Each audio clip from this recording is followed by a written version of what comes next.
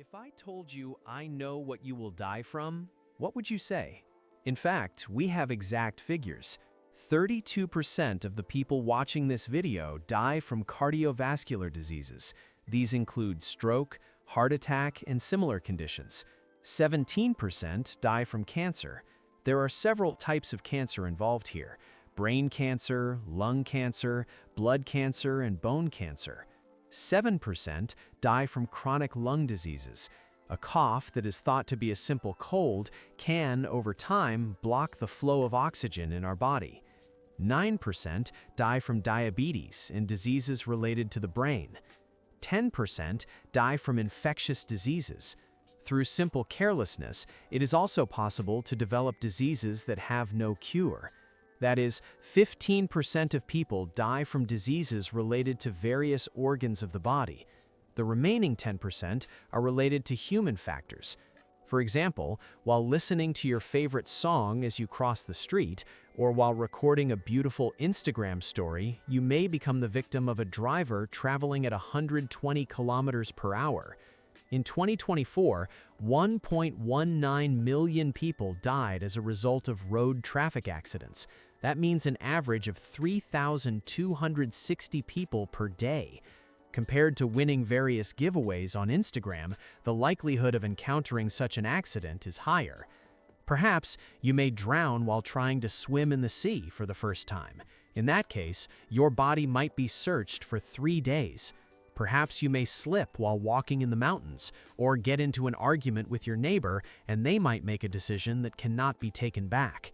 Or perhaps an unexpected, unforeseen death is waiting for you. For example, on New Year's Eve, while happily eating and making big plans for the future, you might suddenly choke. The people around you may be so busy enjoying themselves that they failed to notice you choking. Every year, around 162,000 people worldwide die from choking while eating. You have many possible scenarios. You may die from classic heart and cardiovascular diseases, or there are also many other unusual, creative possibilities. I cannot say which one will apply to you exactly, but one thing is certain: you are among these possibilities. Perhaps you do not like this topic, because we feel like carefree children playing with our favorite toys. This process is interesting and pleasant, but there is a disruptor who will one day collect those toys and restore order. And there is nothing that can stop this disruptor. It defeated Alexander the Great as well, the man who once marched from the rivers of India to the deserts of Egypt and conquered the world. It also defeated Genghis Khan, who became death for millions and drowned the world in blood and fire. We do not even know where his body was buried. It also stopped Emir Timur, who led campaigns from India to Damascus, shook the world, and shaped the fate of nations, brought to a halt by something as ordinary as an illness. Death took both the worst among us and the strongest among us. Even prophets passed away. Cities and empires built by humans could not withstand it. The Roman Empire, which stood for 1,000 years and claimed eternity, fell into ruins. Today, only tourists take photos in the Colosseum. Even power, no matter how great, eventually turned to dust. The Soviet Union lasted 70 years and then collapsed. Massive walls fell. The Tang and Yuan dynasties, the Mongol Empire, the Arab Caliphates, the Inca and Aztec empires, none of them managed to preserve themselves forever.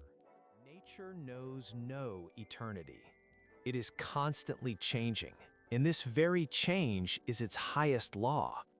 Death erodes not only the greatest individuals, but also the most powerful systems. This law applies to everyone equally. Kings and beggars alike, empires and ordinary villages alike. In the end, all disappear in the same way. But if we look at nature, does death appear only as a destructive force? In spring, trees grow new leaves. In autumn, the leaves fall and become nourishment for the next spring. Mountains were once at the bottom of the ocean. day turns into night and night turns back into day. Nature is not eternal, and it does not stand still. This is its fundamental law. People, cultures, empires, all pass away. If we are part of this world, then our death is also part of nature's cycle of transformation. We are not above this system. Understanding this and living life correctly becomes possible only when we accept our own end as something natural. Silence reveals the value of music. Loneliness teaches us to appreciate people. Hunger allows us to feel the pleasure of food, and death shows us how great a gift it is to be alive. Let us imagine this. You live forever. You never grow old. You have millions of possibilities ahead of you. When to begin something, when to finish it, nothing is urgent because you have infinite time ahead of you. And it is exactly here that the true tragedy begins. Within infinity, direction is lost. If you postpone today's tasks until tomorrow, what will you do today? After all, nothing ever really ends, does it? Even valuing people would no longer feel necessary because they do not age and they do not die. An infinite life strips life of all its meaning. Life turns into a directionless, endless flow. Only when we realize that the road will one day end do we understand that the road itself truly exists. That is why death is not a tragedy. The tragedy is living while forgetting about death. And here, with great certainty, it can be said that we all know this. And you are right, we know it. But knowing and truly understanding are not always the same. Our life is like an hourglass. The grains of sand fall downward, and it is precisely because of this process that we are given the opportunity to live a meaningful life. Neither birth nor death is our choice, but what we can give attention to, what we can truly value, is time. And it is precisely the failure to value time that shows a person has not fully realized their own mortality. Now I want to give one example. As you are watching this video right now, if a single cell in your body, for certain reasons, changes your mood, then once again, we are witnessing an interesting biological process. Now, you have cancer. This is very interesting, because even if you live the healthiest lifestyle in the world, you are not completely immune to such situations. Not everything is under your control, and that is also the beautiful side of life. We are forced to live within the conditions we are given. Being responsible can sometimes make a person unhappy. Irresponsibility, on the other hand, can feel easier. But this is the truth. There are many things in human life that we cannot control. However, for the small part of life that we can control, we are fully responsible ourselves. What useful thing are we doing today? Because no matter the situation, not everything is in your hands. Try to imagine this. You have 1 year left to live. Truly imagine it, because for some people, this is a real reality. For some of the people watching this video, the year 2026 may never arrive. What are we relying on to keep living? And right now, the idea of "I'll do it later" no longer works. In general, we must live with the awareness that things are coming to an end. And it is precisely this awareness that helps us realize that 99% of the things around us are actually insignificant. Did someone speak rudely to you? Will you sit and think about it for 3 days? You started a business. You won or you lost. The food was salty or not. The weather was hot or cold. In an extreme situation, all of these suddenly become meaningless. And it is precisely at this moment that we begin to truly believe in our own death. This is exactly where we stop living life in a superficial, careless way. And what does it actually mean to withdraw from the world and promote another way of living? In essence, it means shaping a different perspective on life.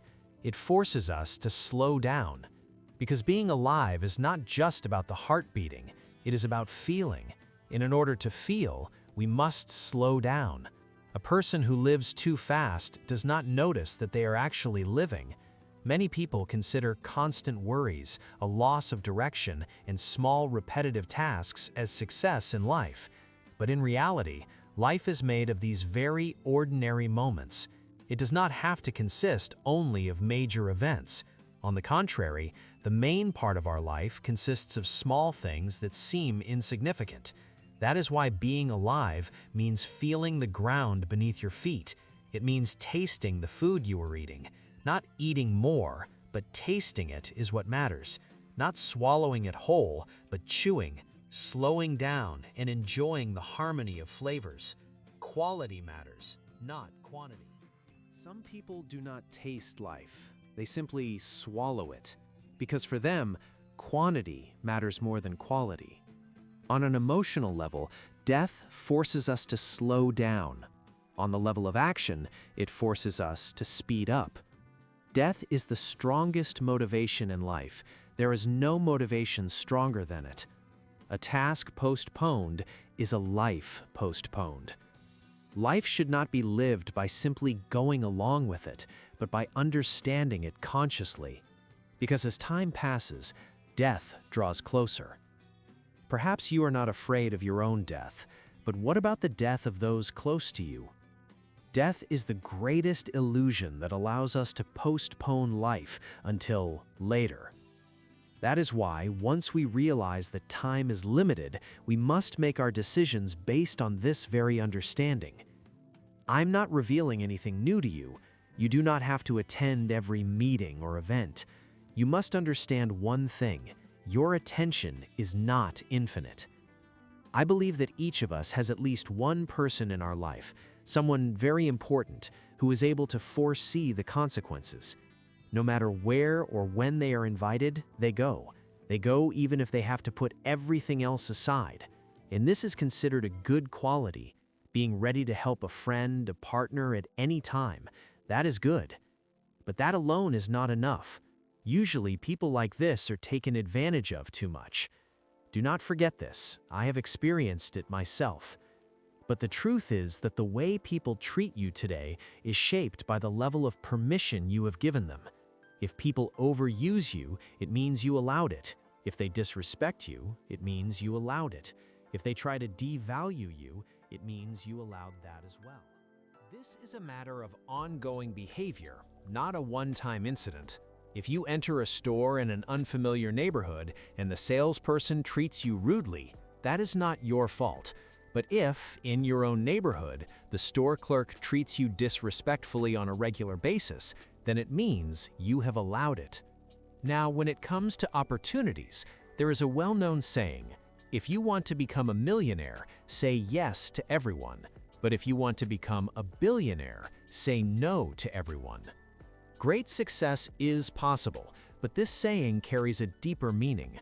Sometimes, a person's life becomes overloaded with opportunities, especially when they have already achieved a certain level of success. For example, when someone is involved in several projects at the same time, and nearly all of them are progressing successfully. At that point, I can say with certainty that any additional project this person joins will no longer bring benefit, it will bring harm instead. Why? Because it is impossible, both physically and mentally, to divide your attention across so many projects.